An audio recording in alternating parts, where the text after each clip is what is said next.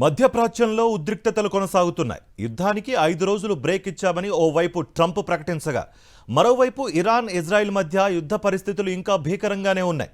రెండు వైపులా ఘర్షణలు కొనసాగుతూనే ఉన్నాయి. దాడులు ప్రతీకార దాడులతో అట్టుడికిపోతున్నాయి.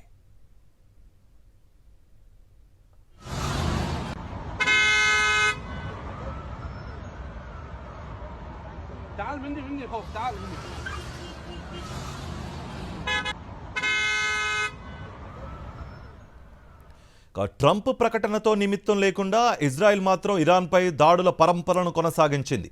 ఆయన ప్రకటన వెలువడ్డ నిమిషాల వ్యవధిలోనే దేశవ్యాప్తంగా పలు నగరాలపై క్షిపణులు, బాంబులతో విరుచుకుపడింది.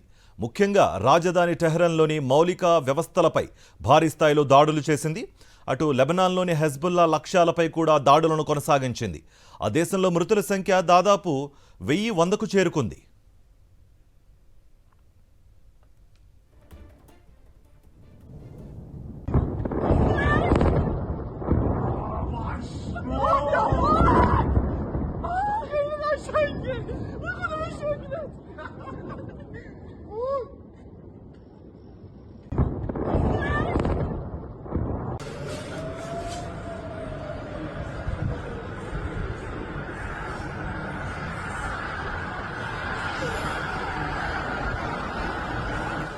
మరోవైపు ఇరాన్ కూడా తీవ్ర స్థాయిలో ప్రతి దాడులకు దిగింది.